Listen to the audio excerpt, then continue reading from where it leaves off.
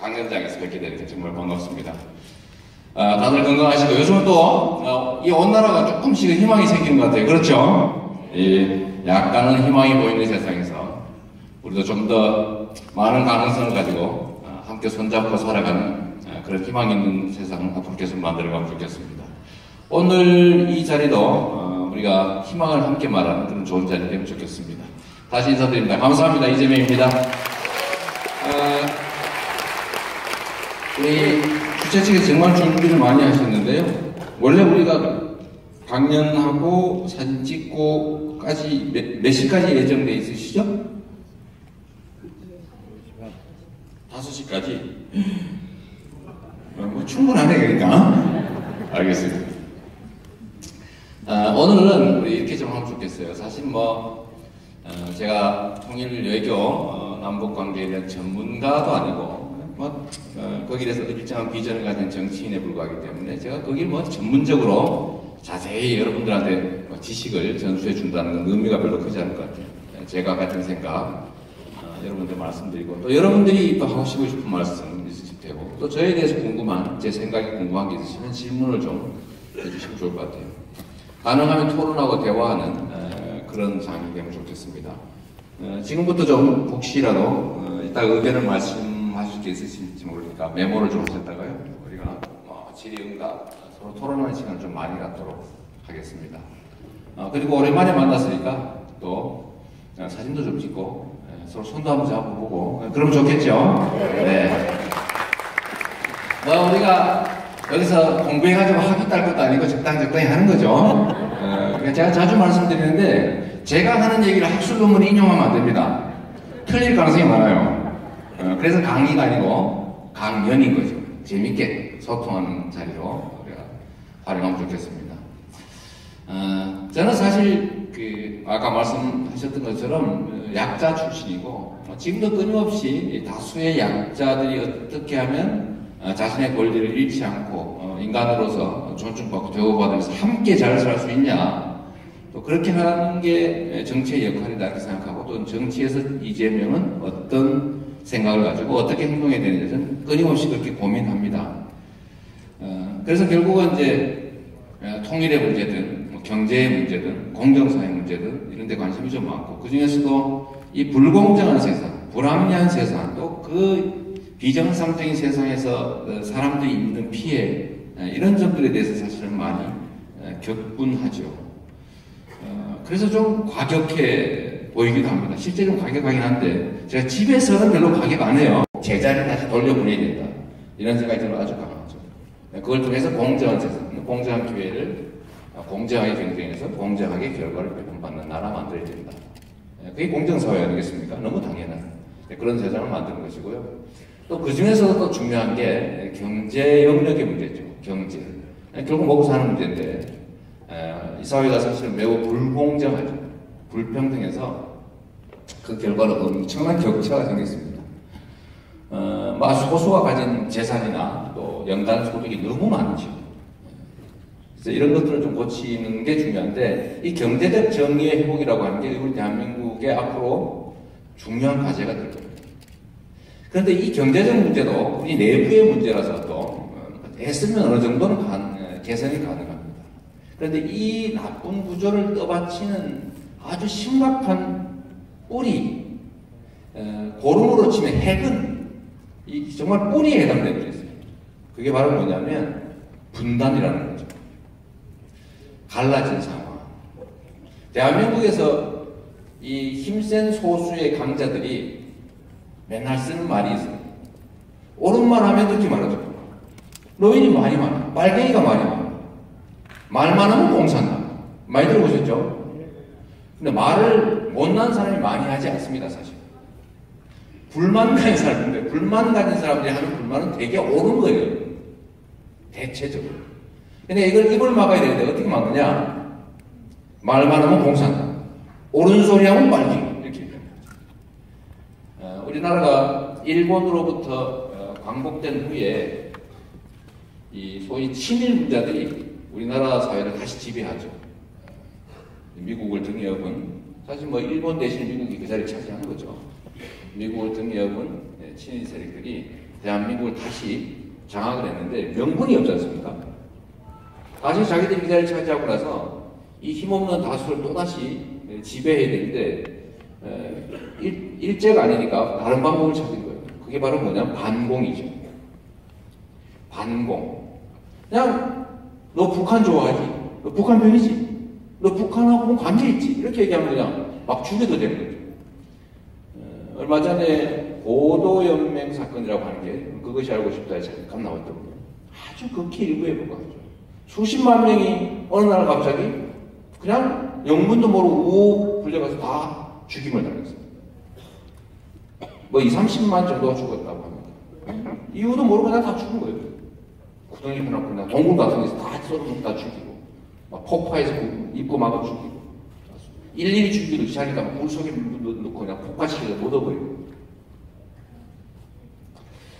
이렇게 하면서 이 사람들이 자기의 권력을 정당하기 위해서 한 짓이 저거 봐라 저 북한에 저 뿔난 빨갱이들이 우리를 잡아먹으려고 저기 호시탐탐 돌리는데 우리가 이러고 있으면 되겠냐. 오로지 그야말로 대동단결, 반공으로 대동단결, 방척으로 대동단결 이런 짓을 한 거예요. 근데 이게 그럼 그때 끝났느냐? 지금도 계속되고 있죠. 모든 부패, 부정, 이 불공정의 뿌리는 이 남북 분단이라고 하는 이 현실이 우리를 그 나쁜 구조를 바치고 있는 거죠. 지금도 우리 사회의 소위 주류 기득권 세력들이 맨 마지막에 할 말 없을 때 하는 말이 바로 그거죠. 종북, 빨갱이. 최근에 또 슬슬 시작하는 것 같아요. 아직 정신을 못 차리는 것 같아요, 보니까. 저렇게 깨지고도 아직 정신을 못 차리는 걸로 와서는 정신 차릴 걸 기대할 게 아니라 쓸어내야 될 것 같아요. 어때요? 좀 쓸어내야 되겠죠? 제가 가지고 있는 여러 가지 꿈들 중에 하나가 이런 게 있어요. 제가 진짜 보수 정치인 평가를 받는 거예요. 저 같은 사람이. 저는 보통 진보라고 하잖아요. 진보라고 하는 게 뭔가 새로운 세상, 새로운 질서를 만드는 거죠. 그리고 보수는 나쁜 게 아니에요. 현재 있는 좋은 가치를 지키자, 지켜내자. 이런 데 중점을 둔 사람들을 보수라고 하죠. 아니, 현재도 뭐, 크게 문제는 없지만 좀 더 나은 새로운 질서를 만들어보자. 변화를 한번 주어보자. 라고 하는 걸 진보라고 하죠. 근데 저는 새로운 세상, 새로운 질서 만들지 않습니다. 우리가 이미 합의하고 약속한 질서 좀 지켜내자. 범죄하지 못하게 하자. 비상식적이지 못하게 하자. 우리가 가지고 있는 좋은 함적 가치, 원칙, 합의된 대로 행동하자. 이 정도인데 이게 무슨 진보겠어요? 진보라고 하려면 예를 들면 옛날 민주노동당, 녹색당, 노동당 이 정도는 돼야지. 그죠? 그런 제가 가진 정치 지형에 대한 꿈은 예를 들면 민주당 정도가 보수 진영을 대표하고 진보는 진짜로 지금 우리가 말하는 그 소수 진보 정당들이 진보 영역을 맡아서 경쟁을 하는 상태죠. 지금 보수 정당이라고 불리는 사람들은 저는 그건 보수가 아니라 보통 우리가 약칭 숙골이라고 그러죠. 이 전문 용어를 잘 모르시나요? 수구꼴통이라고. 이 말이 기니까 이제 숙골을 이렇게 줄여주는데 숙골 정당이죠. 그냥 이익을 위해서 뭉쳐있는 국민과 국가의 미래를 고민하는 게 아니라 어떻게 하면 해먹을까 이런 거 고민하는. 난 좀 그런 집단이라고 보는 거예요. 예, 그 집단들이 좀 쓸어내면 좋겠는데 요즘도 빨갱이 노래 부르는 걸로 봐서는 정신을 차린 게 아니라 쓸려 나갈 준비를 하고 있나 보다. 다행이다. 그런 생각이 들었습니다. 지금 남북 관계가 정말 심각하죠. 아까 우리 현지 스님 말씀하셨지만 이 분단을 극복하고 통일로 가는 길은 쉽지 않지만 꼭 가야 될 길이 분명합니다. 이유는 뭐 여러분 잘 아시죠? 제가 정말로 슬픈 거는 그런 거 있어요. 우리가 언젠가는 우리의 소원은 통일이라는 노래를 안 부르기 시작했어요. 그냥 보수 정권이 다시 집권한 시기와 일치할 겁니다. 그 전에 우리는 모이기만 하면 우리의 소원은 통일했어요. 실제로 저도 북한에 그 문 덜덜 떨리는 문 열리려고 그러는 고려 항공 타고 제가 평양도 가본 일이 있거든요. 갔더니 그냥 제가 놀랐던 사실이 그 인민군 모자 있지 않습니까? 그 원래 우리가 그 교과서에서 볼 때는 막 늑대가 쓰고 있는 모자 있잖아요, 그거. 늑대가 쓴 모자, 뿔난 도깨비가 쓴 모자. 근데 그 인민군 모자를, 각진 모자를 옆으로 삐딱하게 쓰고요. 자전거를 타고 어슬렁어슬렁 돌아다니고 있더라고요. 평양. 그냥 사람이 사는 동네더라고요. 근데 그런 동네였는데 지금은 완전히 또 차단돼서 아무도 못 보게 됐죠.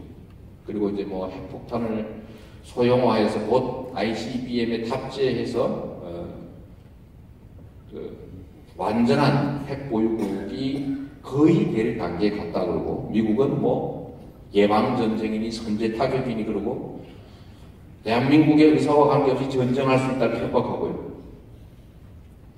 우리 국민들은 불안하고, 저 같은 사람들 직접적 피해를 입었는데 제가 가진 주식이 떨어지고 있더라고요.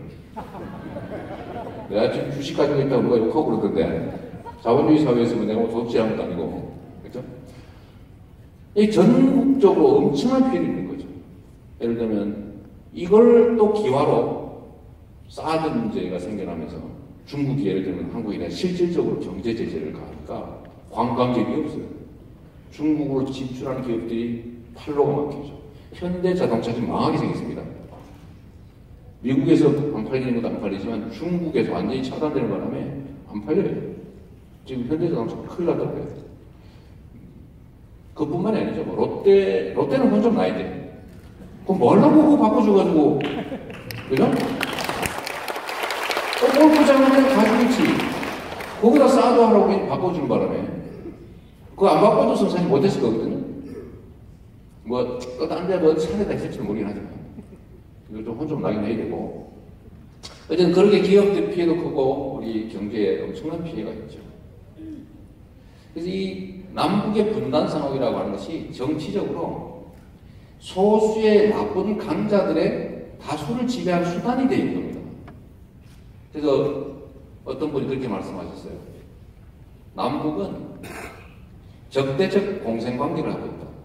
남쪽에 이 부패한 기득권들하고 북한의 극자 세력들이 사실은 서로 필요해서 이 분단 상태를 그대로 온전시키려고 한다.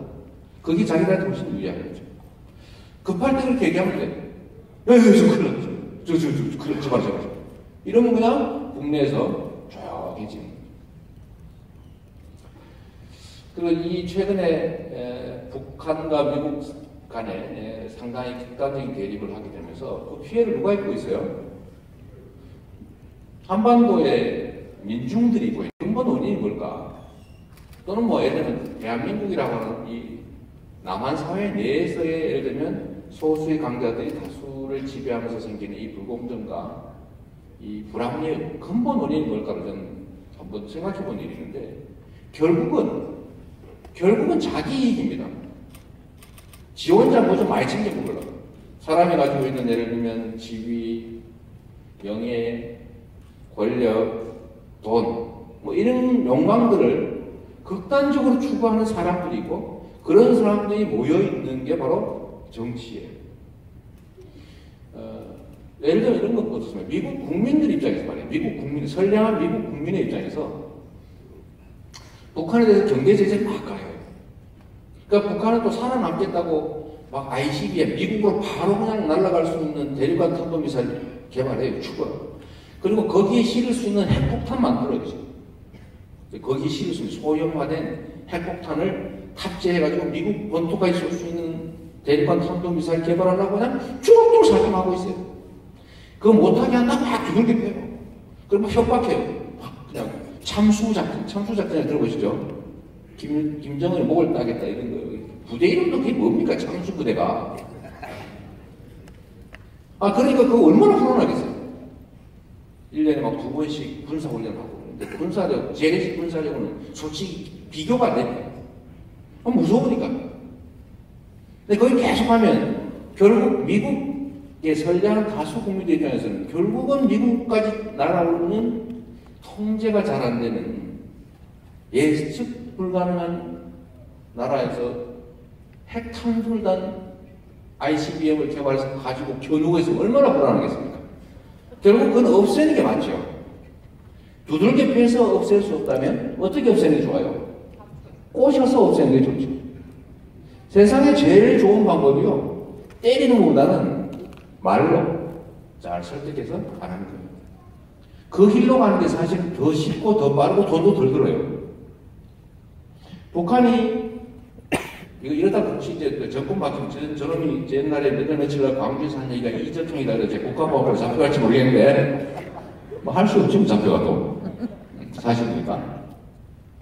그러나 이 남북관계가 사실 근본적으로 진짜 문제가 뭔지 원인이 뭔지를 생각해야 거기서 답이 나오기 때문에 제가 얘기를 하는 겁니다. 그래서 북미 관계 문제도 북한이 핵 개발에 막 경제 제재를 감수하면서 막 ICBM 개발에 막 매달린 이유가 왜 그러겠어요? 죽을까? 소위 체제를 보존하지 못할 거거든요. 이라크가 미국에 의해서 망하는 걸 본 거예요. 이라크 망했잖아요. 무슨 대량 살상무기 있다고 가더니 막상 왜 그랬어요? 왜 미국이 이라크를 침공했습니까? 대량 살상무기가 세계를 위협할까 봐 갔습니까? 석유 뺏으러 간 거잖아요.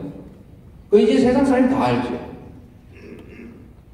중국에 엄청난 제약이 있다 그러죠. 그리고 이 동북아에 중국을 봉쇄해야 되는데 미국, 필리핀, 일본, 한국 뭐 이렇게 가지고 중국의 태평양 진출을 막는 게 미국의 작전인데 아시아로의 핵이라고 하는 이름으로 다시 중국을 봉쇄하자 그 라인이 있는데 이 북한이 이게 부담이 되잖아요.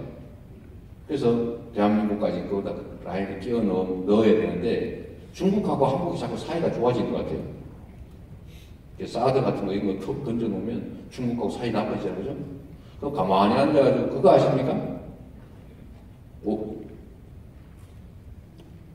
그 콩깍지를 가지고 불을 떼니까 그 콩대에서 생긴 콩이 솥안에서 삼키면서 울더라. 네, 지워져 있죠.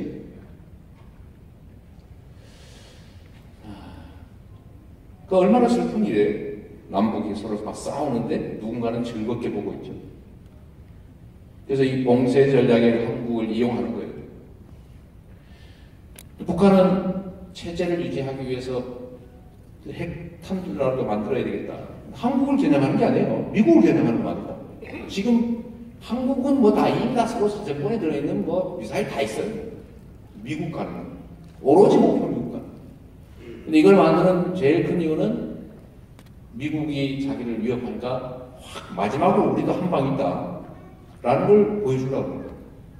그걸로 지키자는 거지. 미국을 침공해서 먹어버리겠다 이런 겁니까? 네? 아니면 남한을 침공해서 공산화 해버리겠다?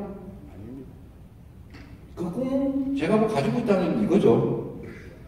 물론 그런 꿈을 가지고 있다고 주장해야 애국자인 나라에 우리가 살고 있긴 해요. 그 바깥에 나가시면 그런다고 해서 말을 해야 돼. 북한은 핵을 개발해서 남한을 먹으려고 하는 거다. 나쁜 놈들이다. 개발해야 돼. 안 하면 의심받을 수가 있어요. 종북 분자로.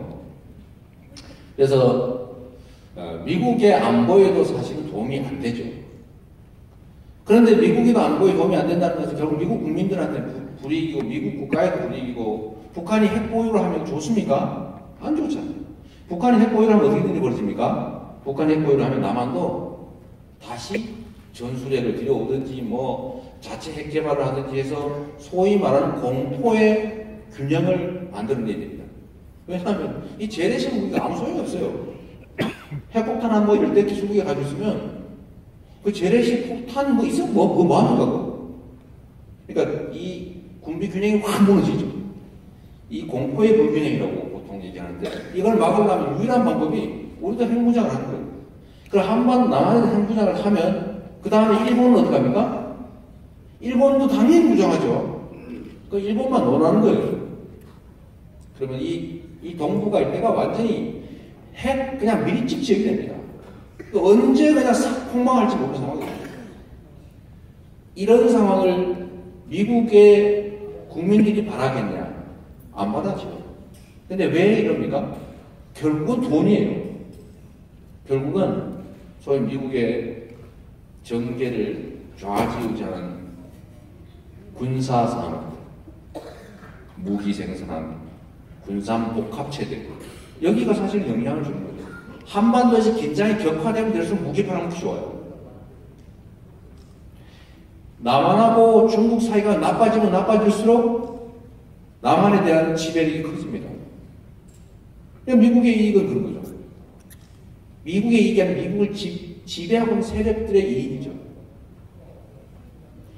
남북 간의 관계도 비슷하죠. 아까 말씀드린 것처럼 서로 적대적으로 공생해요. 여기 커넥션이 있는 것도 이렇게 딱 연결되어 있죠. 이게 일제 이후로 계속 이어져온 우리의 질곡 같은 거죠. 그냥 발을 꽁꽁 묶어놓고 꼼짝 못하게 하는 거예요. 이걸 벗어나야 우리가 새로운 세상을 만들 수가 있다. 공정한 세상도 만들 수 있고, 인권과 평화가 넘치는 나라도 만들 수 있고, 우리가 생명의 위협을 받지 않는 평화로운 나라도 만들 수 있죠. 남북관계도 사실은 우리 지배자들, 그러니까 특히 이번 박근혜 이명박 정부 이 정권에서 만들어낸 이 엉터리, 이 비자주적 정책들이 이 나라를 이 모양을 만들었습니다. 저는 대외관계에서 우리가 취해야 될 정책이 딱 하나 있어요. 자주적 균형의 외교. 우리 입장에서 우리 이익을 지키기 위해서 외세들에 대해서 균형적인 접근을 해야 된다. 어느 한쪽에 가서 줄 서가지고 매달리면 다른 쪽으로부터 타격을 받게 돼 있죠. 이게 소위 반도국가가 처한 운명 같은 겁니다. 기회로 살릴 수도 있죠. 반도국가가 엄청나게 융성하던 지역도 있죠. 근데 반도국가들은 잘못하면, 지배자들이 잘못하면 바로 다 찢어지고 밝혀집니다. 지금 우리가 그런 위기에 처해 있는 것 같아요. 자주적 균형의 외교. 남북 관계에서도 이제 북한이 태도가 대체적으로 이렇게 정리되어 있어요. 북한은 아니 민주정부가 들어섰는데 박근혜 있을 때하고 지금 왜 표면적으로 볼 때는 변화된 게 없습니다. 오히려 너무 심하다 싶어요. 박근혜 정부 때는 말입니다. 우리 성남시도 이제 남북교류협의가 있어요. 그래서 우리도 이제 민간 차원이 아니라 이제 자치단체 차원에 북한하고 교류를 하려고 뭐 금강 1894라고 하는 이제 뮤지컬을 만들어가지고 평양 공연을 하기로 했습니다. 그래서 우리가 만들었어요. 공연도 하고. 평양에 박근혜 정부 때 요청을 했어요. 했더니 평양에서 오래요. 그래서 박근혜 정부에 우리 북한으로 접촉하겠습니다 했더니 당연히 승인을 안 해주겠죠. 그래가지고 뭐 의회에서만 접촉도 하고 해가지고 얘기가 잘 됐어요. 제가 오늘 세분층 협의자 초청하겠다 이렇게 왔는데 문재인 정부가 수립되고 나니까 태도가 싹 바뀌어버린 거예요. 그 다음부터 소식이 없어요. 무슨 공문을 보내도 답도 없고 우리 신무 협의합시다 해도 지금도 소식이 없어요. 오히려 북한 태도가 더 경직됐습니다. 왜 이렇게 됐을까? 북한이 자기 일정이 있는 것 같습니다. 자기 일정이 지금 현재 상태를 계속 유지를 해가지고 완벽하게 ICBM 대륙간 탄도미사일 완성시키고 거기에 장착할 수 있는 핵탄두 소형화를 완성할 때까지 계속 그냥 이 상태로 가겠다 이런 태도가 있습니다. 대체적으로 내년 봄이면 끝날 거라고요. 내년 한 2, 3월이면 그들이 원하는 단계 개발을 다 소위 얼마 전에 문재인 대통령이 말씀하셨던 레드라인이죠. 그 단계로 가는 겁니다. 그러면 그 다음부터 대화가 시작되겠죠. 그때 대화는 어떻게 되겠어요? 나 핵탄두 ICBM 폐기할 테니까 우리 경제거래하자 이럴까요? 거래 안 하죠. 그때부터. 더 개발 안 할 테니까 현재 상태로 유지하고 이렇게 나올 겁니다. 그럼 어떡합니까? 아마 그래도 대화는 해야 되겠죠. 대화를 안 할 수가 없었겠죠. 그래서 그때까지 다 미루는 것 같아요. 그런데 이 남한 정부에 대해서 이 사람들이 불신해요. 문재인 정부는 민주적인 정부 아닙니까? 근데 문재인 정부도 잘 인정을 안 하려고 합니다. 이 남북 대화에 대해서. 저는 이 한반도가 통일이 되거나 이 분단이 해소가 되거나 아니면 남북 교류협력이 정상화되고 평화체제가 정착되는 제1의 조건은 남한 정권이 민주화될 거다 이렇게 얘기해요. 국민을 생각하고 나라의 미래를 진짜 생각하는 민주적인 정권이라야만 비로소 진지하게 북한과 대화할 거다. 근데 지금 그런 정부가 들어섰잖아요, 그죠? 지금 문재인 정부 잘하고 있죠? 네. 잘하고 있잖아, 솔직히. 네, 아까 정말 잘하고 있는데, 그런데 왜 북한은 믿지 않을까? 저는 그 이유가 저기 있다고 보죠. 당신들은 미국으로부터 자유롭지 않다. 그리고 미국의 이익에 반하는 결단과 행동을 할 수 없을 것이다. 이렇게 생각하는 것 같아요. 우리는 그냥 미국하고 바로 할게. 니들은 아무 힘이 없잖아.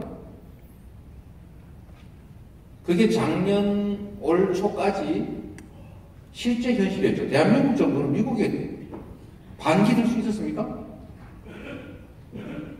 야, 위안부 합의 좀 해라. 한일 군사정보보호협정 해야 되는데 그 작년이니까 빨리 합의해라. 해! 그러니까, 아, 네. 사인. 그 사드 빨리 해. 아, 네.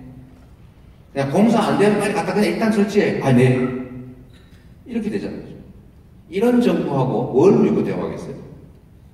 그래서 우리가 남북 대화가 이 북핵 문제에 대해서도 우리가 영향력을 가져야 비로소 이 문제가 우리한테 유리한 방향으로, 우리에게 이익되는 방향으로 해결되기 시작할 겁니다. 지금 예를 들면 이 한반도 문제에 대해서 주도권을 가지고 미국하고 중국, 일본인데, 뭐 소련도 조금 있겠죠, 러시아도. 근데 이 미국이 주도권을 갖고 있는데, 미국이 우리의 우방인 거 맞죠? 미국이 대한민국의 이익을 위해서 행동합니까? 미국의 이익을 위해서 행동합니까? 이거는 바보한테 물어봐도 당하는 거예요. 그러면 우리의 이익을 지켜주는 거는 우리가 해야 돼요. 근데 지금까지 미국하고 예를 들면 이 한반도 전체 문제에 관해서는 저는 우리의 이익이 관철된 일이 없다고. 우리의 이익을 관철하겠다는 의지가 일단 없었고, 뭐 실천은 더더욱 없었고. 근데 우리 새로운 정부는 의지는 있죠. 근데 아직 여지는 별로 없는 것 같아요. 여지는. 그래서 이번 8.15 개북사에 우리 문재인 대통령께서 저는 정말 의미 있는 말씀을 하셨다고 저는 생각하죠. 정말 용기 있는 얘기를 하셨는데, 한반도에서 전쟁은 대한민국의 동의 없이 있을 수 없다. 이거 옛날 같은 말 못합니다. 한반도에 오면 한반도 우리가 결정한다. 근데 미국이 바로 치고 나왔어요. 우리 마음대로 공격할 준비가 돼 있다. 꼭 다 보도에 나온 겁니다. 건방지다 이거예요. 그냥 시키면 시킨 줄 알지. 뭐 건방지게 네가 네 마음, 네 뜻대로 한다는 게 뭐 네 의지가 반영돼야 된다는 소리 하냐라고 건방지다고 한테 쥐어박았습니다. 근데 우리가 처한 상황인 거죠. 그러나 우리가 그 방향으로 가야 돼요. 우리가 대미 관계에서 우리의 자주권을 확보하는 만큼 남북 관계가 개선될 여지가 생겨날 겁니다. 근데 우리가 그 문제에서 자율권이 없는 상태에서 북한하고 대화를 하는데 북한이 믿겠어요? 네 힘이 없잖아. 너는 그냥 미국이 시키는 거잖아. 라고 하면 사실은 길은 안 생기죠. 그래서 대미 관계에서, 대외 관계에서 우리 자주적 역량을 키우고 그 여지를 만들어내는 게 정말로 중요한 까지 같고, 그거는 정부에만 맡겨서 될 건 아니에요, 사실. 국민이 얘기해줘야 됩니다. 국민이 그 얘기를 세게 해야, 여론이 생겨나야 정부도 국민이 이러는데 라고 얘기할 수 있는 거죠. 그래서 우리가 처해 있는 핵 문제, 또 남북의 군사대결 격화 문제는 사실 우리의 운명에 치명적인 위해를 가하죠. 통일을 왜 해야 되냐 이런 얘기 참 많이 하잖아요. 통일 왜 해야 됩니까? 그래서 하지 말자는 쪽이 상당히 많다 그래요. 아까 이게 통일 비용 얘기하는 거죠. 통일하면 돈 든대요. 돈 들지요. 근데 돈이 들어서 통일을 해놓으면 얻는 이익이 그보다 더 크면 돈 들여야 되는 거죠. 통일 비용이 들어가는 것보다도 이익이 훨씬 많은 몇 배씩 되면 통일해야죠. 단기적 비용이 들더라고요. 그리고 이 통일 비용을 줄이는 방법이 있어요. 통일 비용은 격차에서 옵니다. 격차. 차이가 많으니까 이 차이를 메워야 되거든요. 이 메우는 비용이 통일 비용인데 이 격차를 줄이는 제일 좋은 방법은요. 경제협력을 평소에 하는 거예요.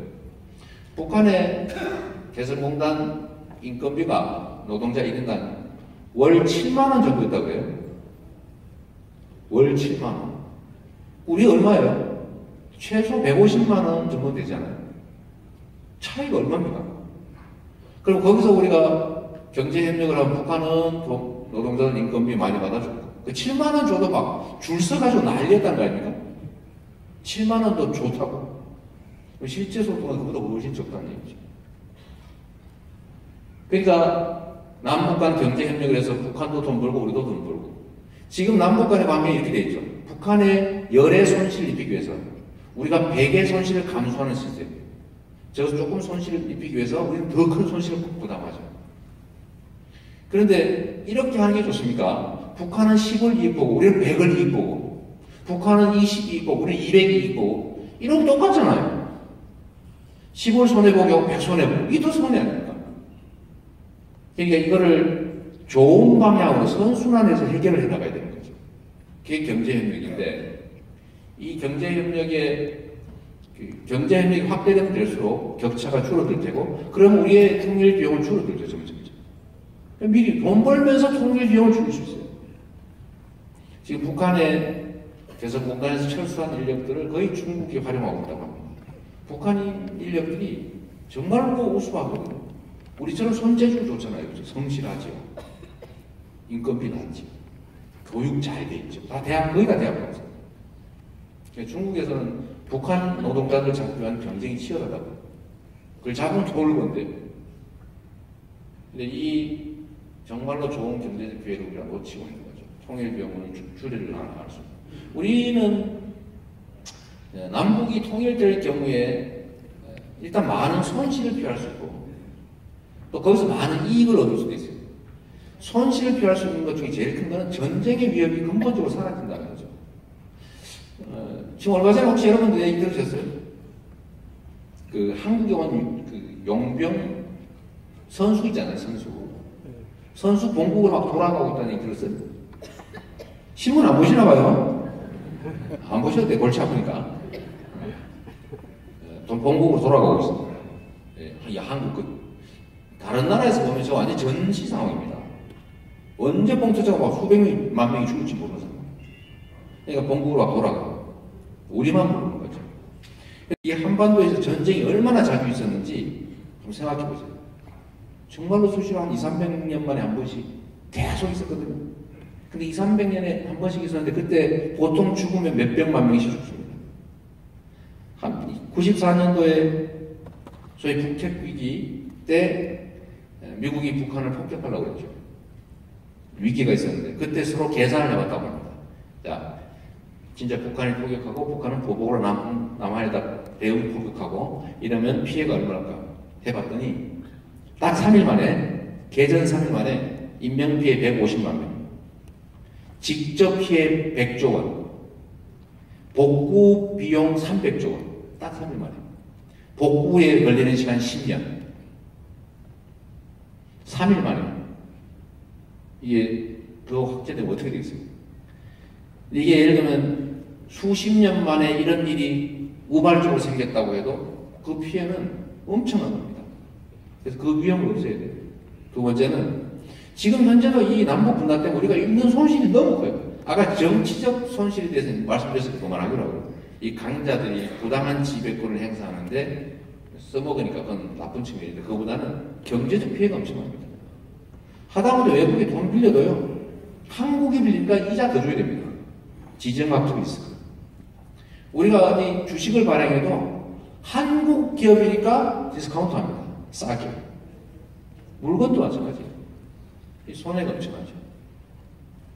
그리고 남북 이산 가족들 그 피해 엄청나죠. 북한에 만약에 말입니다. 우리가 지금 가스를 배로 사오잖아요. 가스를 배로 삼는데 러시아는 이 극동에서 개발된 가스를 팔 데가 없어가지고 골치 아파 죽으려고. 근데 그거를 극동에서 이렇게 북한을 통해서 가스관으로 연결하면 배로 왔다 갔다 할 필요 없어요. 그리고 가스비가 최하 20%에서 30%가 싸지게 됩니다. 가스관으로 오니까 배가 필요 없어요. 뭐 철도 연결할 경우 이익이라든지 또는 북한의 자원과 인력을 이용해서 경제 협력을 할 경우에 얻는 이익 엄청나죠. 그게 우리 기회 요인이기도 합니다. 그런 것보다는 저는 아주 더 크게 이런 게 있죠. 우리가 분단 국가라서요. 이게 분명히 육지인데 섬이 되어 있습니다. 섬이잖아요. 일본도 섬이지만 우리도 북한에서 완전 딱 막혀있기 때문에 섬이죠. 근데 이게 만약에 통일이 돼서 북한이 하나의 경제권으로 또 통일이 안 된 상태, 우리는 보통 사실상의 통일이라는 용어를 요즘 많이 써요. 통일하자 그러면 혹시 이거 싸우지 않을까? 그냥 경계선 놔두고 사실상 경제적으로, 문화적으로, 사회적으로 또는 더 나아가서는 정치적으로 서로 그냥 왔다 갔다 하자. 그냥 인정하자. 현재 상태. 그래서 선이 점점 희미해지면 결국 완전한 통일이 오겠지만 그 전에 사실상 통일 상태를 우리가 지향하죠. 평화를 거쳐서.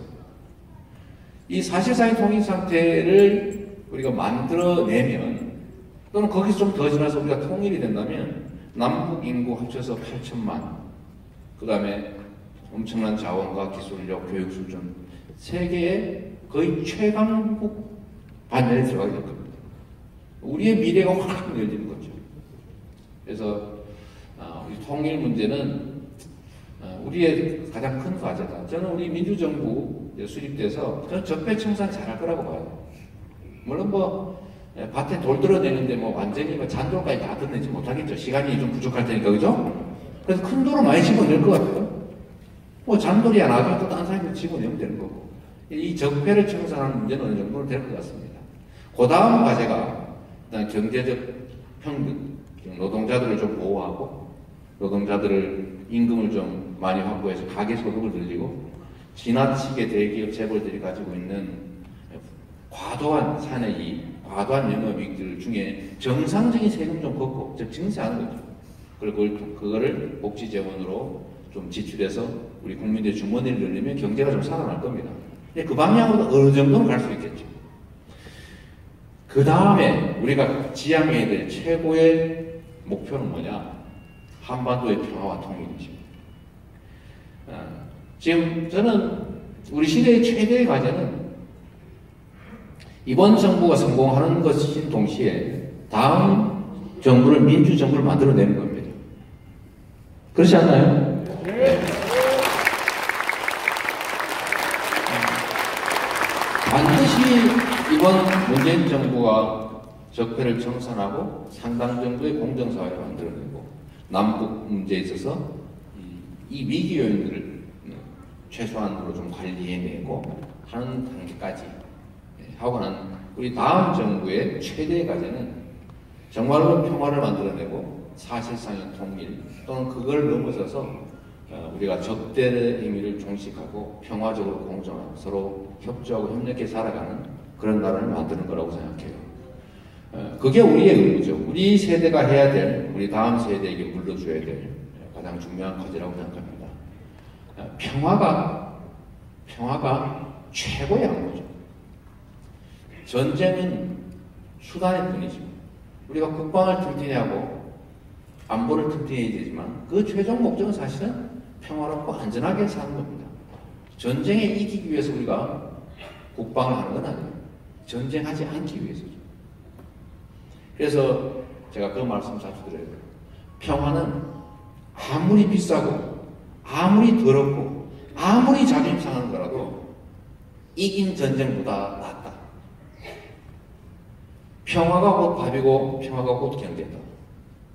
그 다음에 평화가 계속되면 거기서 통일이라고 하는 게 싹이 틀 거다. 그래서 평화를 만들어내는 거, 통일을 지향하는 그런 것들은 우리가 일선에서 우리 스스로 많이 준비하고 또 얘기하고 이제는 사랑도 명예도 이름도 남김없이 이 노래도 많이 했지만 이제 거기 더해서 우리의 소원은 통일 이런 노래도 좀 하고 좀 미래를 생각하면서 살았으면 좋겠습니다. 고맙습니다.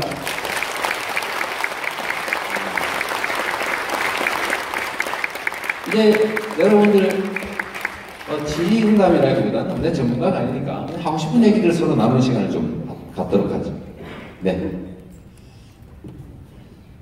긴 시간 열광해 주신 우리 이재명 시장님께 다시 뜨거운 박수 한번 부탁드립니다. 제가 질문한다고 생각합니다. 아까 제가 이제 우리 5대 원칙을 이야기하면서 한 가지만 얘기했거든요. 네. 우리가 진실규명이 됐는가 안 됐는가 이 부분에 대해서 아까 질문한 말씀드리고 두 번째부터 안 했습니다. 세 번째, 네 번째는 이제 우리에 대한 문제니까 그건 빼고 우리가 한때는 특별법을 마련해가지고 노태우 전 대안을 구속시킨 적이 있었었죠. 그런데 이번에 진상규명이 돼서 만약에 새로운 범죄 사실이 나온다면은 또 구속시킬 수 있습니까? 제가 직업이 변호사라서 또 물어보는 거예요. 네. 그러니까 여쭤본 겁니다. 얼마 전에 이제 그 발포명이요. 예. 실탄 장착해라. 뭐 1인당 20발. 이제 그 보안대에서 작성한 문서니까 이제 그거는 직접 하달된 문서는 아니고 옆에서 본 거죠. 보안대는 이제 옆에서 보는 정보 문서니까. 실제로는 20발씩 지급할 것. 몇 시로프로 장탄할 것 이런 지시가 내려갔을 겁니다. 나 갔으니까 보안대가 아닌 거죠. 아까 말씀하셨던 예를 들면 공대지 폭탄 장착하고 대기해라 전투기들이. 그리고 실제로 현장에서 많이 쏴서 많이 죽었고 지르고 했는데 말씀하셨던 것은 몇 명이 죽는지도 모르고 지금 시신들 중에 제가 보기에는 훼손되거나 아니면 유기된 게 엄청 많을 겁니다. 진상이라고 하는 아직 여전히 없는 거죠. 드러난 일부. 그래서 저는 이번 기회에 다시 진상규명을 그냥 정부 차원에서 선의로 아니면 지휘권으로 조사하는 수준을 넘어서서 당연히 해야 되고 저는 특별법 다시 만들어서 우리 가까운 근대사의 가장 아픈 일이고 여전히 현재도 그 피해자 희생자들이 살아있으니 진상규명을 꼭 하자. 그리고 거기서 지금까지 발표되지 않는 새로운 범죄 사실들이 드러나겠죠. 드러나는데 문제는 공소시효가 거의 다 지났을 것 같습니다. 지금 벌써 87년이니까 40년, 30년, 37년이죠. 80년이니까. 37년은 대한민국의 모든 공소시효가 다 지나갔습니다. 그걸 가슴 아픈 얘기죠. 공소시효를 다시 또 살리는 게 위헌이라는 얘기도 있고 그런 어려움들은 있을 텐데 좀 더 전문적인 연구가 필요하고 그때 당시에 말씀드리게 된 겁니다. 이제 왜냐하면은 그 사람이 정권을 했고 빼도 이제 살인 이런 게 15년 또는 20년입니다. 원래 15년이 딱 20년을 늘렸어요. 그래서 15년이고 7년 동안은 권력을 갖고 있으니까 공소시효가 없었다고 치고 노태우까지 쳐도 14년을 빼도 지금 지나버린 거죠.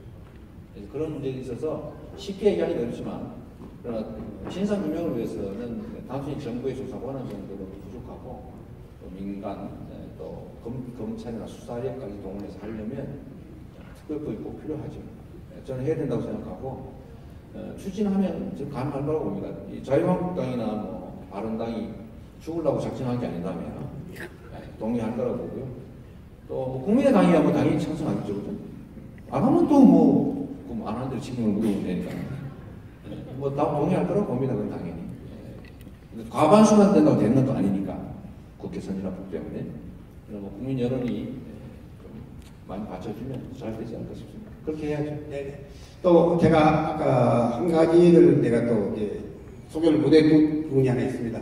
우리 마지막에 이제 기념사업 부분이었는데 우리 전남도청이 복구하기로 네, 오늘 353일째 농성하고 있습니다. 왜? 기념사업 잘못했기 때문에. 그러니까 우리 최고의 항쟁지이고 광주를 폭격을 면하게 해준 지휘부부가 있는 곳입니다. 제대로 보호이 돼야 되겠죠? 예.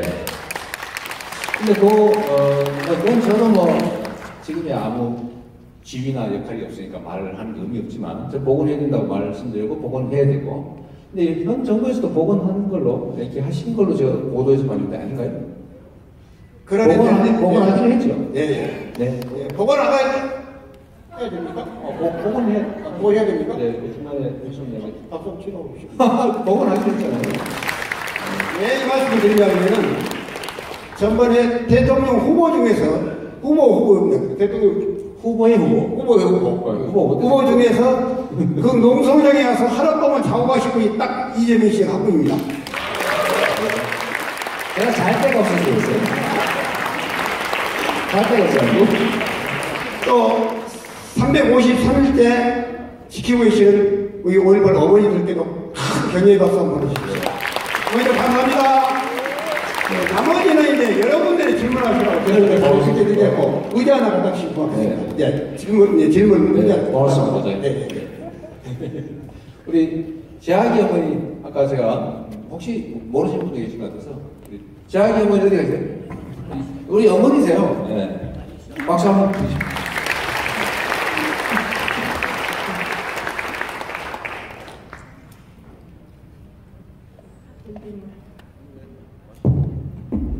제가 아까 농성장에 갔다고 그랬잖아요. 갔더니 거기 계셨는데 뭐 많은 억울한 희생자분들이 계시지만 이렇게 말씀을 나누다 보니까 고등학교 2학년인 1학년 이 숫자 잘 외워야 되는데 고등학교 1학년이던 이제 자제분이 그때 피해를 입었고 근데 저하고 다 동갑이었던 거예요. 그래서 제 가슴 아팠는데 아들 갔다 그래서 제가 어머니를 모시겠다고 제가 말씀드렸습니다. 네. 감사합니다. 우리 이한열 어머니도 오셨는데 우리 이한열 어머니도 박수 한번 주세요.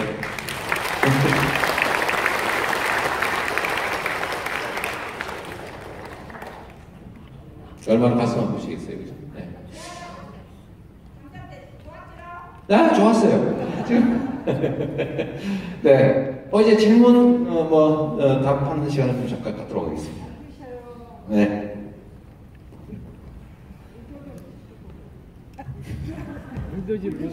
물 먹으라고. 물 먹이려고. 제가 여기 탁자를 좀 쓸게요. 누가 좀 이제 좀 갖다 주십시오.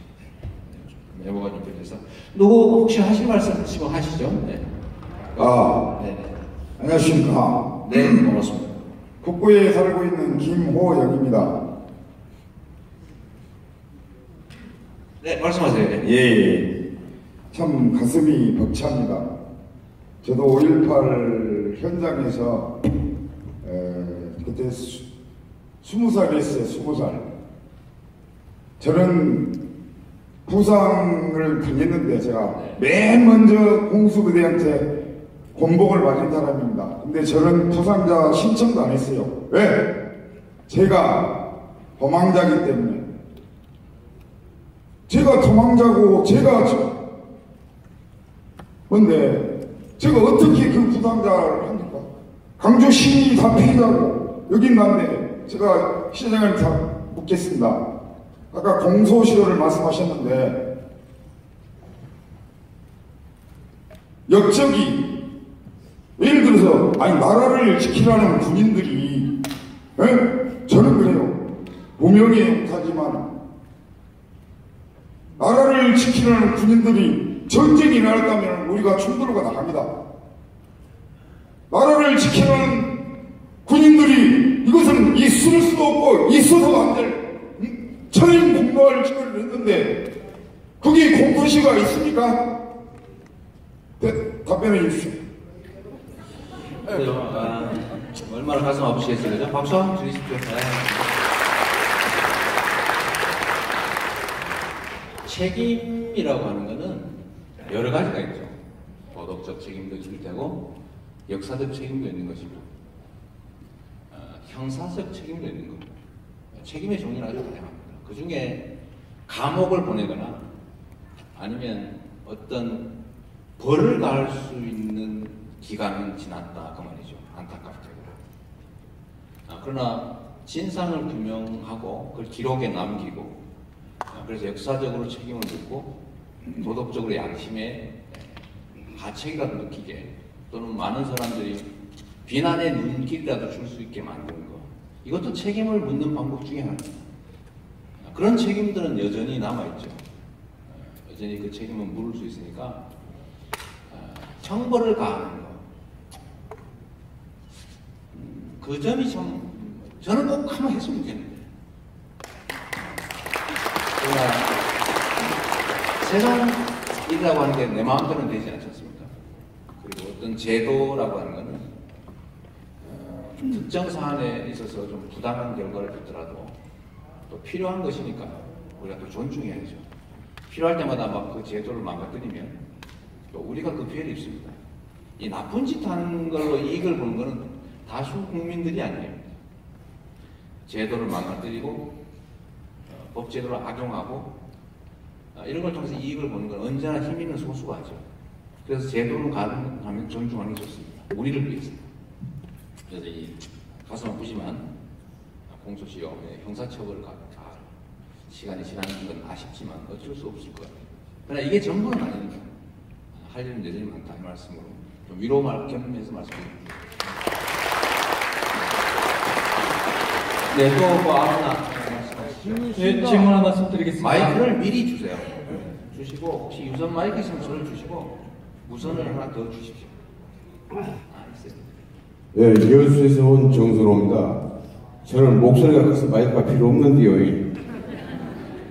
저기 독일의 나치에 협력했던 자들은 외국으로 미국으로 어디로 도망을 가더라도 100년이 지난 지금도 잡아와가지고 재판에 회부를 해서 그 죄를 묻고 거기에 합당한 거 합니다. 죽은 자까지도 합니다. 그러면 지금 제가 듣기로는 우리나라에서도 뭐 대법원인지 헌법재판소인지는 모르겠지만 거기서 합헌 결정이 나면 공소시효를 연장할 수도 있고 늘릴 수도 있다고 합니다. 왜 우리가 인터넷에 보면 개망민국이네, 개한민국이네 이런 소리를 듣습니까? 맨날 법을 아니 4.19 때부터 솔직히 촛불항쟁까지 민중은 피 터지게 싸웠는데 막말로 죽 써서 개줬습니다. 에? 정치 몰입애들이 그 열매만 다 따먹고 민주자인 척 사이비 민주주의자가 세상을 쥐고 흔듭니다. 그러면 언제까지 우리는 이렇게 죽 써서 개줘야 됩니까? 내 친구도 망할 위기에 묻혀 있습니다만은 이건 아닙니다. 법이란 게 사람을 위해서 법이 있는 것이지 어떻게 법을 위해서 사람이 거기에 이용당합니까? 시장님이시기 전에 변호사지 않습니까? 법 전문가지 않습니까? 그러면 이거를 갖다가 뜯어 고쳐가지고 공소시효 없애야 됩니다. 이런 거. 이런 법에서는 공소시효를 없어. 명명백백하게 드러난 이 사실을 전남도청에 기중사소한 그 자국이 있는데 다 밝혀진 사실도 독일이 지금도 나치 부역자들을 계속 추적해서 처벌하고 95살 먹은 사람들 징역 4년 보내고 이런 거 뉴스에서 가끔 보죠. 우리도 그렇게 합의하면 됩니다. 국민들이 내년 헌법 개정한다고 하니까 내년 헌법에다가 예를 들면 몇 가지 유형의 범죄들, 예를 들면 국가 권력에 의한 반인권 범죄 이런 것들은 보통 국제법적으로는 공소시효가 없어요. 예를 들면 그래서 전쟁 범죄 중에서도 예를 들면 뭐 여성을 뭐 집단 강간한다든지 뭐 이런 포로 뭐 학대라든지 이런 것들은 공소시효를 배제하자 이런 합의들이 실제로 있죠. 근데 우리나라는 어쨌든 헌법에 우리가 국민이 직접 투표로 합의한 헌법에 형벌과 재산권 침해는 소급하지 못한다 이렇게 써놨어요. 그러니까 이걸 벗어나기가 어려운 거죠. 법률적인 얘기를 해서 죄송합니다만, 근데 뭐 약간의 여지들은 또 있긴 해요. 친일 행위자 재산 환수법이라고 하는 거 얼마 전에 만들었는데 그게 위헌 수침 논란이 벌어졌어요. 재산권 뺏는 거 아니냐, 친일분자 후손들. 근데 이거 헌법 위반 아니냐 그랬는데 위헌 아니라고 결론 났습니다. 근데 이 재산권 처벌할 수 있느냐? 내년 헌법 개정할 때 저는 이런 것들도 사실 고려되어야 된다고 생각해요. 특정 유형의 범죄들 몇 가지는 특히 저는 국가 권력, 국민이 맡긴 권력을 위해서 국민을 죽인 뭐 이런 살해한 이런 것들에 대해서 공소시효가 완전히 원천적으로 배제해야 된다고 생각하죠. 수십 수백 년이 지난 다음에 책임을 물어야 된다. 그래야 다시 안 그러죠. 이런 건 우리가 같이 한번 노력해 보기로 합시다. 저도 하고 싶은 일인데 현재 그렇다 그건 말이죠. 저도 제 성질대로 하면 다 잡아다 이렇게 해서 모르겠는데 정말 전 전두환 최근에 보니 많이 늙었더라고요. 그래 늙어 죽을 거 그게 뭔 짓입니까 그게? 사형시켜야 됩니다. 집행이 있어야 되죠. 저는 원래 사형을 반대하는 사람이긴 한데 최소한 이런 집단 학살범들에 대해서는 사형 집행이 된다 저는 그래요. 공개적으로 얘기하죠. 이걸 사면해 주는 전임 대통령들의 마음도 엄청 쓰렸을 겁니다. 정권이 불안정하니까 그걸 유지하기 위해서 정말로 쓴누름 삼키면서 했을 것 같아요. 지금은 정치 체제가 많이 안정됐으니까 정말 원칙과 법대로 할 필요가 있는 것 같습니다. 좋은 의견 감사하고요. 또 혹시 말 좀 물어볼게요. 예, 네, 마이크 나중에 하나 이분 어머니 하나 갖다 드십시오. 다음에. 아니요, 네, 안녕하십니까. 저는 네, 말씀하십시오. 예, 저는 비아동에서 왔고 현재 DC 인사이드 이재명 갤러리에서 활동을 하고 있는 사람입니다. 그래요? 다른 분도 잘 모를 것 같아요.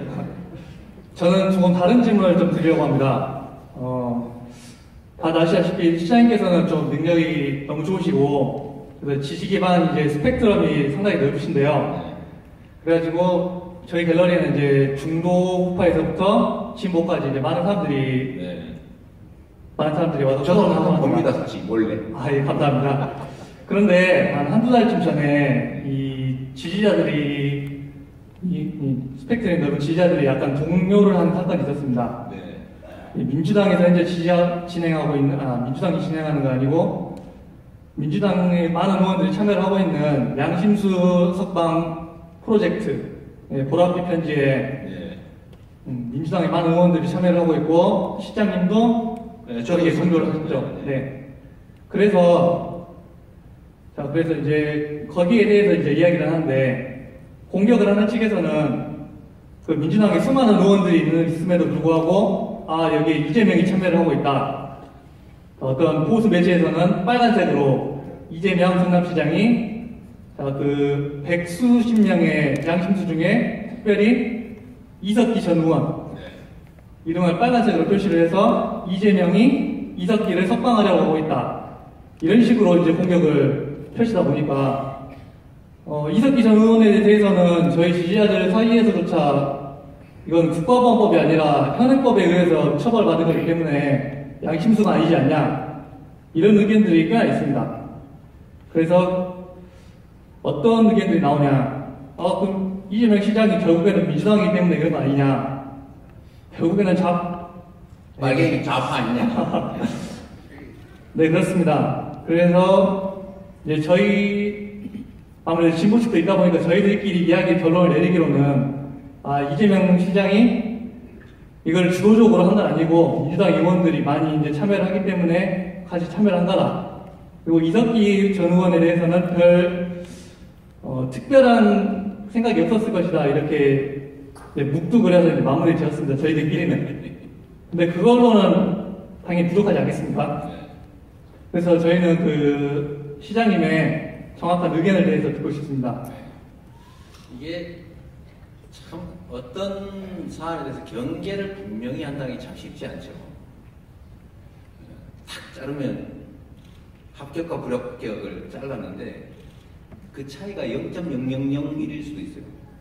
그게 뭔 차이가 있는데 누구는 합격하고 누구는 불합격하냐. 모든 문제에 그런 경계 문제가 있어요. 저는 한상준 이런 사람들을 뭐 소위 우리는 양심수라고 부르죠. 그리고 80년대에 이 현장에서 광주에서 또는 뭐 김대중 대통령과 함께 마구 다 잡혀 들어갔던 사람들도 다 실정법을 위반했다고 판결받았어요. 그러나 우리는 양심수라고 불렀고 그분들은 결국 나중에 뭐 여러 측면에서 복권되기도 했습니다. 뭐 안 된 사람도 있고요. 그 중에 진짜로 때린 사람도 있을 수 있거든. 그래서 한 개의 사안만 놓고 요거를 양심수라서 딱 규정하고 이 사람을 풀어줘야 된다고 얘기할 수 있냐 없냐를 개별적으로 하면 다 정보의 차이들이 있죠. 얼마 전에 혹시 여러분도 아시나 모르겠는데 둥구리라고 아세요? 둥구리라고 있어요. 저도 그 양반한테 뭐 이렇게 그 구원용 구원증? 네. 우리 어머니들은 잘 모르실 거예요.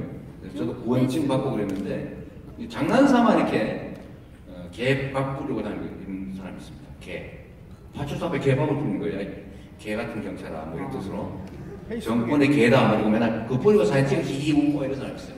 일종의 행위의 순간인데 그 사람이 구속됐습니다. 이 박근혜를 기분 나쁘게 그린 그림을 뿌렸다. 왜 경찰서 앞에다가 개밥을 뿌리냐? 이 사람이 개밥 뿌리고 다 청소하고 그러거든요. 퍼포먼스를 한 건데 그걸 세상에 구속을 해가지고 7개월인가 살렸어요. 대구에서 벌어진 일이죠. 이석기에 대한 판결도 저는 의견들은 여러 가지 있을 수 있다고 봐요. 그래서 저는 특정인을 이 사람 석방해라 이러면 그러면 이런 논쟁이 벌어집니다. 너 빨갱이를 옹호하는 거냐부터 그러면 이제 진실 논쟁이 벌어지기 시작해요. 그 경계가 이게 맞냐 이런 논쟁이 벌어지게 됩니다. 그건 내가 그 얘기 할 수 없잖아요. 그래서 제가 그냥 양심수는 석방되는 게 맞다. 맞잖아요. 착하게 살자고요. 근데 어떤 행위가 과연 착하냐 아니냐 논쟁이 벌어지면 그건 사실은 어려운 문제가 됩니다. 저는 굳이 이석기에 대해서 얘기하면 그게 사람 죄가 있냐 없냐는 제 소관이 아닙니다. 어쨌든 뭐 현행법에 의해서 판결을 받았고 그 판결이 잘 됐는지 안 됐는지를 저는 논란하고 싶지 않아요. 저도 알 수 없잖아요. 뭐 100% 제가 어떻게 진실을 다 알겠습니까? 저는 좀 웃긴다고 생각하는 사람이에요. 저 그 내용 보면 진짜 웃깁니다. 옛날에 그 막걸리 보안법이라고 썼죠. 포장마차에서 뭐 예비군 부대에서 뭐 고스톱 친다 얘기했다 잡혀간 사람 있잖아요. 막걸리 먹다가 그 얘기한 거예요. 진짜 고스톱 쳤잖아. 예비군 가서 안 쳤어요? 근데 그 얘기 했다고 잡혀간 애도 있죠. 과연 이 선진 소위 선진국가라고 반열에 들어있다는데 정당을 이렇게 저렇게 운영했다는 이유로 잡아다가 당을 해산시켜버리고 그 중에 뭐 일부를 잡아다가 막 7년씩 막 감방을 보내고 그게 과연 옳은지 잘 모르겠어요. 저 개인으로는 그럴지 모르겠는데 그거는 우리가 자유의 그야말로 사상의 자유시장 안에서 토론을 통해서 해결할 일이에요. 저는 그 내용 녹취록도 제가 들어봤어요. 좀 웃겨. 뭐 심각해. 이게 아니고 좀 이런 얘기 한다면 혼날지 모르겠는데 그냥 자기들끼리 모여서 그냥 폼 좀 잡은 거예요. 내용이 있네. 근데 그거를 세상에 당을 없애버리고 막 국회의원을 다 자기가 박탈시켜버리고 막 특히 정당 해산 판결은 더 웃깁니다. 대법원 판결에는 선동죄예요. 이석기가 야 이렇게 하자 한 거야. 이제 그거까지요. 그 다음 단계는 뭐예요? 이 선동에 넘어가지고 야 진짜 우리 한번 해보자. 뭐 이게 음모 단계인데 음모까지 안 갔어요. 음모하지 않아서 다른 사람들이 동의했다는 증거가 없어요. 그냥 일방적으로 얘기한 거예요. 그래서 선동만 유죄, 음모는 무죄예요. 그런데 음모했다는 이유로 헌재에서 당을 통째로 해산시키는 거예요. 그럼 민주당 안에서 누가 야 우리 폭력혁명을 한번 나라를 어떻게 해보자고 누가 했어요. 의원총회에서. 다른 의원들이 웃었어. 저거 미쳤구만 저거 술 먹었나 저거. 그럼 당 해산해야 됩니까? 똑같잖아요. 통합진보당이라는 큰 나름 정당에 특정 소수 계파의 100몇십 명이 모여서 그 중에 몇 명이 하자고 얘기를 했는데 그것은 끝이야. 근데 왜 당을 해산합니까? 말이 안 되죠. 그런 면에서 보면 좀 논란의 여지는 있겠지만 저는 뭐 양심수라고 하는 범주에 크게 보면 들어갈 수 있다 그렇게 생각합니다. 이제 오늘 이랬다 이제 나중에 한참 깨지겠네. 네, 고맙습니다. 반갑습니다. 네, 우리 어머니 아까 하실 말씀 있다고 해서 여기 먼저 좀 할게요. 미안합니다. 어머니 먼저. 마이크 안 주세요. 그냥 하십시오. 우리 있잖아요. 35분까지만 해요. 그래야 이게 좀 뭘 남겨놔야 다음에 볼 이유가 생기죠. 그리고 이제 인증샷도 좀 하고 한번. 전두환이가 지금 하는 말이요. 네. 5.18 때 이북 군인들을 한 600명을 투입했다고 한뒤 공수부대는 하나도 안 죽었어요. 학생들만 많이 죽었지. 그런데 600명을 투입했으면 그 사람들이 공수부대 가만 놓겠어요. 네. 근데 그것을 좀 알고 싶고요. 참말로 600명을 투입했는가 우리는 듣도 보도 안 한 소리인지 5.18 때 600명을 이북 군인들을 여기다 투입해놨다고 전두환이가 그래요. 근데 그 진짜인가 가짜인가 그 제가 100% 얘기할 수 있는데요. 가짜예요. 그런데 왜 그러냐면 공수부대는 하나도 안 죽었어요. 학생들만 많이 죽었지. 뭐 북한이 600명이 들어올 좀 어디로 들어와요? 땅굴 파고 왔다 여기까지? 그러니까 어지를 안 했어요. 그랬는데 왔다 오니까 강주가요 정치 수준이 상당히 높은 데입니다. 그러니까요. 근데 이북 군인들이 와서 그렇게 여기 사람을 죽이게 놔뒀어요. 말이 안 되는 소리고요. 그게 이제 나온 게 사실 일반 베스트 저장소. 그것 좀 알아봤으면 좋겠어요. 알아볼 필요 없어요. 아닙니다.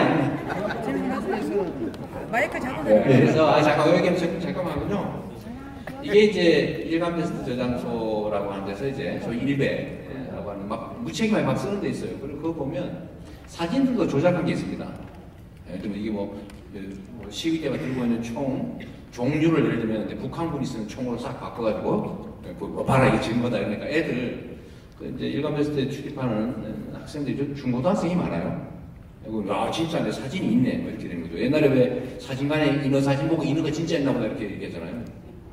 그런 것처럼 뭐 그런 거라든지 뭐 탄창 사진들 이런 것들을 바닥에 깔리는 사진 중에 하나 살짝 바꿔놓고 이거는 북한군이 쓰는 거다 뭐 이러면서 북한군이 600명이 다 600명으로 또 통일했더라고 오늘 보니까 600명이 뭐 와서 저거 했는데 전두환 회고록에서 그렇게 쓴 거라는 얘기는 아직 못 들었고 주로는 이제 그걸 또 나름 유력 영향력 있는 인사가 또 이 얘기를 했다가 얼마 전에 그 고발 당해가지고 배상 판결 받고 그랬죠. 얘는 뭐 법률적으로 이미 다 확인된 사실이니까 너무 열받아 하지 마세요. 그 아무도 안 믿으니까. 그냥 하는 X 소리라고. 옛날 같은 데 개소리라고 했을 텐데 그래서 품격 있게 말을 해서 X 소리.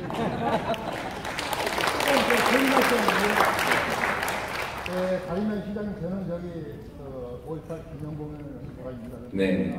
5.18 기념공연에서. 가림이 아니고요. 네. 저는 시장님을 존경했고 시장님을 즐겼던 사람입니다. 했던 그 얘기는 아니란 뜻이네요. 그런데 네. 오늘 보면서 제가 순수의 말씀 드리려고 네, 말씀하십시오. 네. 저희 부상자 우리 김문희 회장님께서 일부러 원래를 오늘 마치면서 네. 미리서 뭡니까 시간을 끝내줬습니다. 예. 2시 반 전에 저는 최소 2시 반 전에 네. 오셔가지고 네. 이렇게 시민들도 호흡해야 되는데 아. 일반 정치인하고 똑같이 대선배로 네. 시간이 지나고 늦게 오시고 저는 그래서 물론 시간이 공부도 안 되신다마는 앞으로 경주 오실 때는요 네. 제가 다른 정치라고 달리 네. 미리서 오셔가지고 아. 이 시민이 또 이렇게 같이 악수도 마시고 네. 소통도 하시고 네. 그런 일하는 모습이 좀 되시기를 저는 그랬어요. 있습니다. 네. 예, 약간 또 오해인데요. 저는 원래 2시 40분에 와서 1층에 전시실을 둘러보고 3시부터 시작하는 걸로 저는 통보받았어요. 제가 사실 와서 기다리고 있습니다, 밖에. 오해니까. 했던 하지 말고 여전히 계속 해주세요. 제가 길에 서 있었어요. 네, 시간이 없어서 간단하게 질문하겠습니다. 네.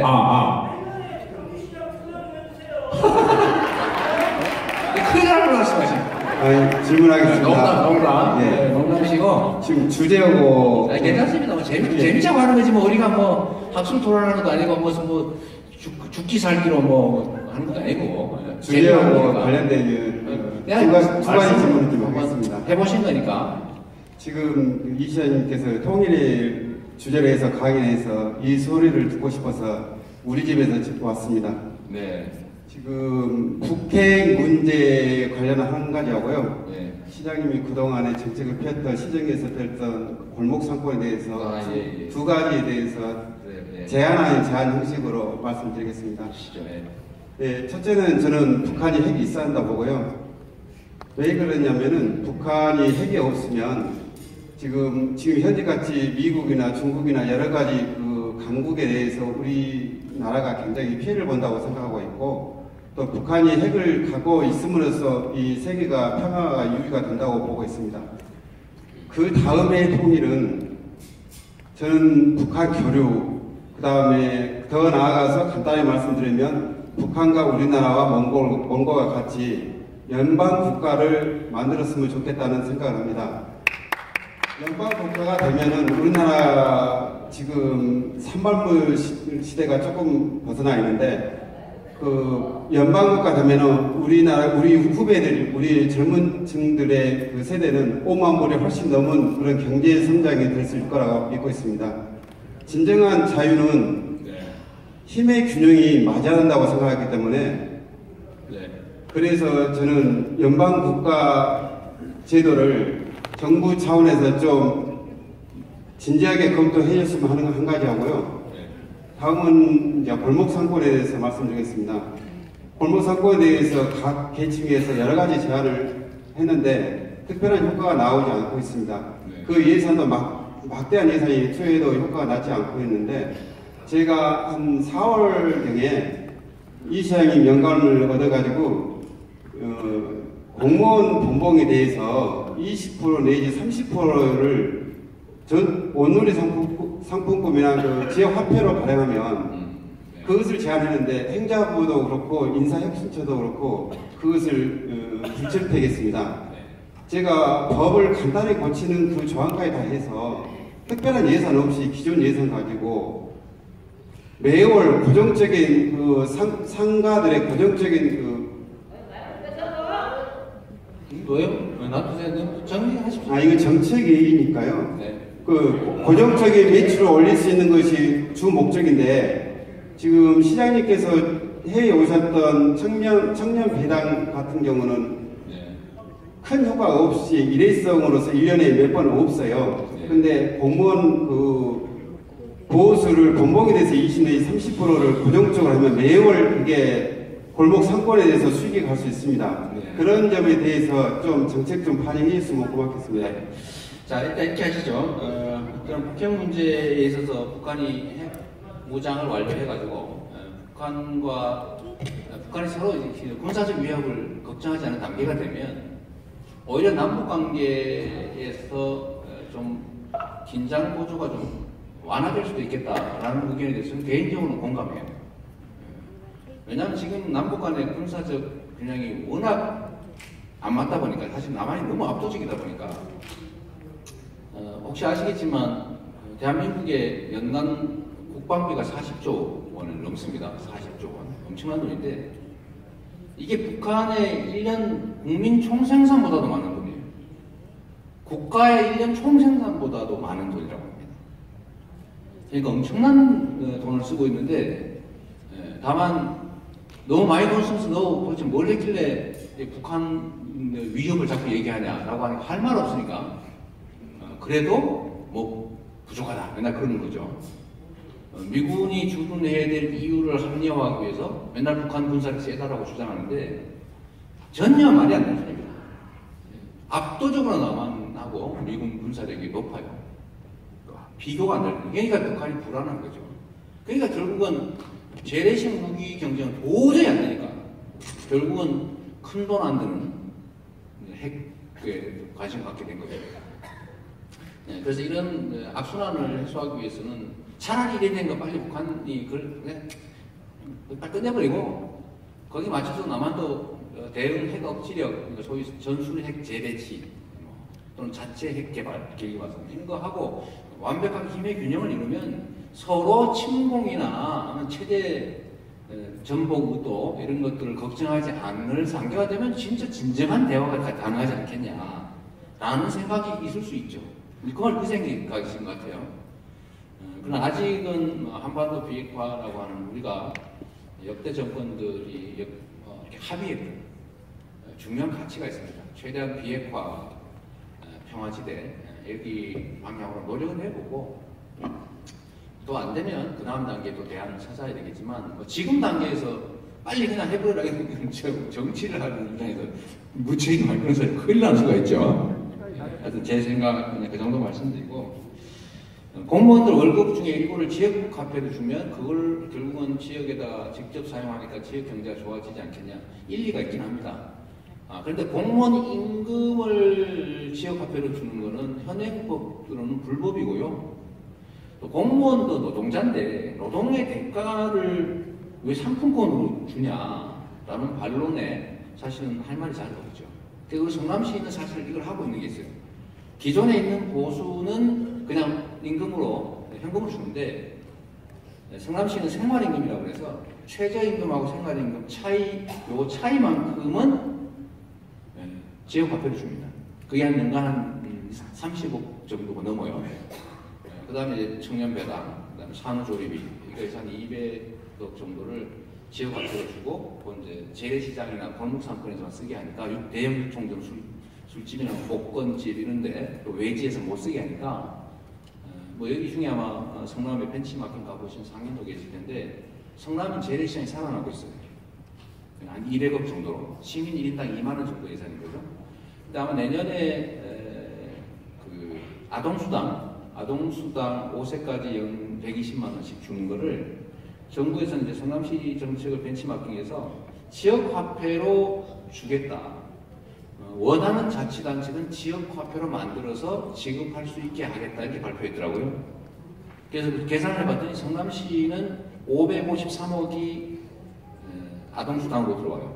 그럼 우리는 이미 지역화폐를 개발해놨으니까 553억을 지역화폐로 주고 동네 재래시장과 골목상권에만 쓰게 하면 아마 많이 좋아질 것 같습니다. 지금 성남이 하고 있는 게 2.5배니까 엄청난 금액이죠. 200억까지 먹을 효과가 있는데 광주는 어떨지 모르겠는데 광주도 광주 지역화폐를 만들어서 광주에서 쓰게 하면 아마 여기는 아동수당 금액이 인구가 150만쯤 되니까 한 800, 거의 900억 정도 올 것 같아요. 800~900억. 그럼 엄청난 돈입니다. 공무원 월급 중에 일부 이렇게 해가지고 할 생각하지 마시고 내년부터 지급할 아동수당이 7월부터 지급됩니다. 지금부터 조례 만들고 광주 상품권 만들어야 됩니다. 만들고 준비해서 내년 7월부터라도 동네 지역에서 쓸 수 있게 만들면 아마 지역 경제가 많이 좋아질 것 같아요. 그건 현실적인 거니까 그렇게 좀 하시면 좋겠고요. 네. 네, 시간도 다 됐으니까 요거까지 하고 마지막 한 번만 받겠습니다. 그리고 광주 시민들 상당히 정치의식이 높아가지고 통일과 관련된 엉뚱한 질문들 많이 하시는데 이해하시고요. 마지막 한 번만 받겠습니다. 존경하는 시장님 안녕하십니까? 선글라스 뭐 있어요? 죄송합니다. 괜찮아요.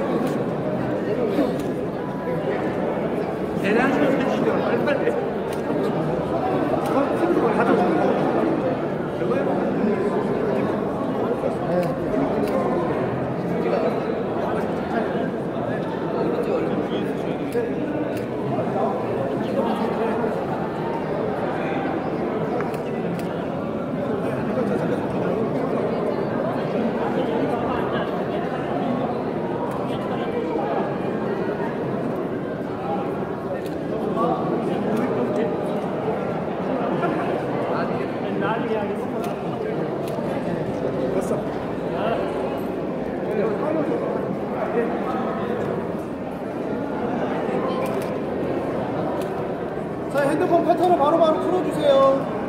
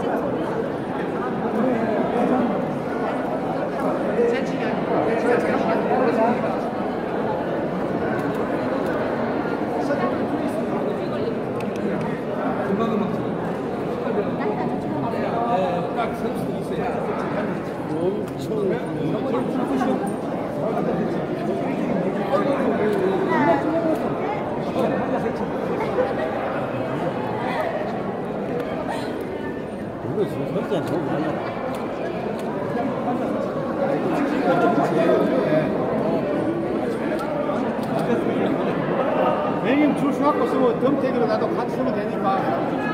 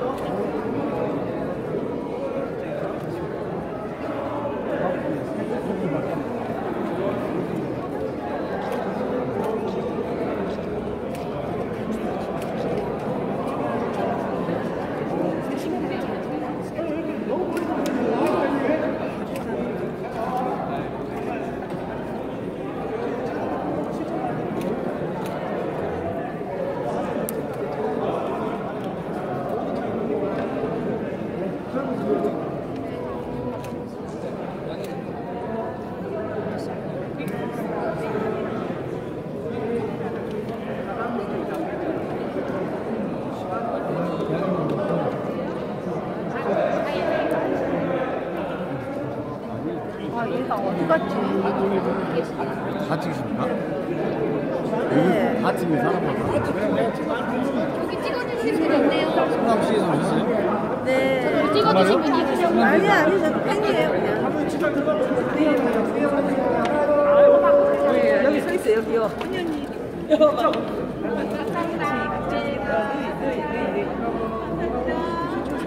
우리 이렇게 하면 요거 넣은 거야.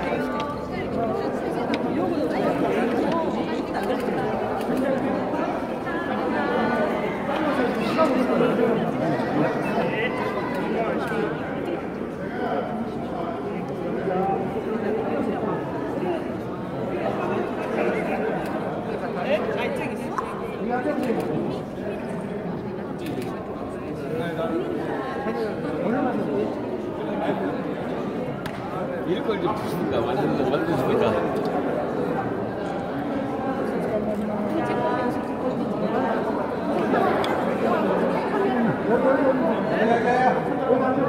아니 먼저 찍고 아니 언니 찍어주세요. 너무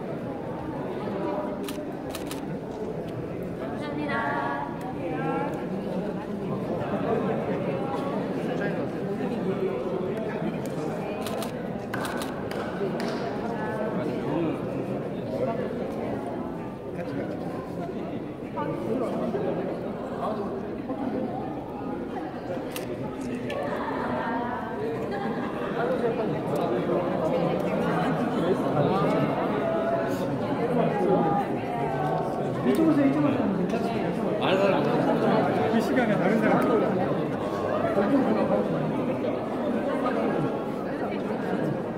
앞에 보세요 빨리 찍고 공감 타면서 잘 찍었어. 자, 앞에 오시고요. 하나.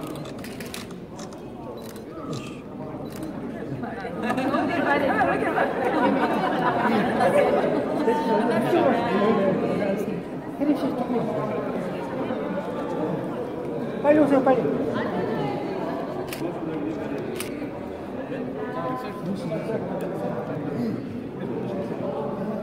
네, 대구 반갑습니다. 대구 현장 갈게요. 파이팅. 사진 한 번씩만 찍을게요. 한 번씩.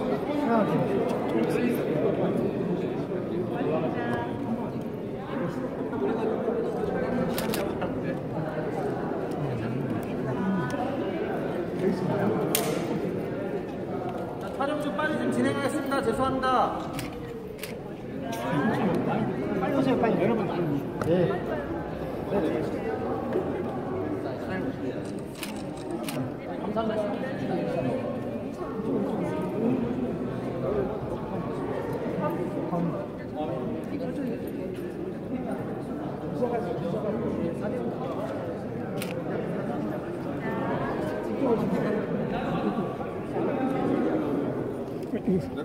조금만 비켜서.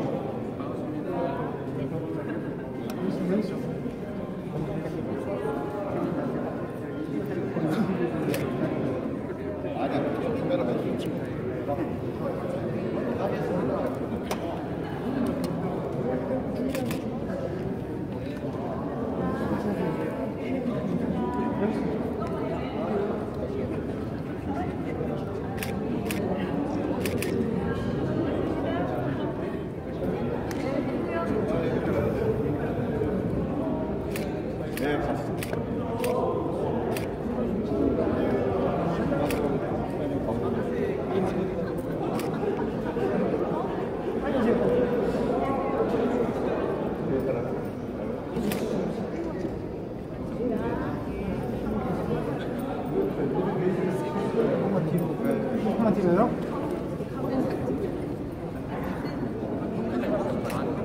자, 앞에 보세요. 여기 보세요.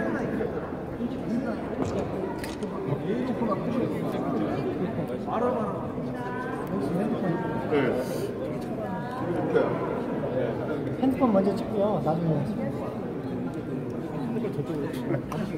가까이 찍고요.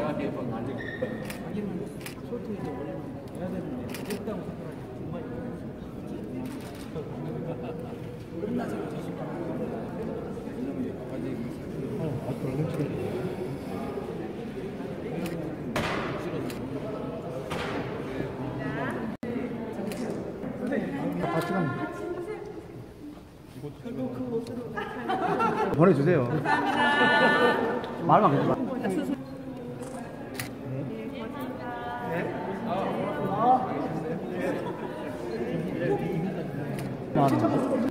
자세히 확인해 보세요.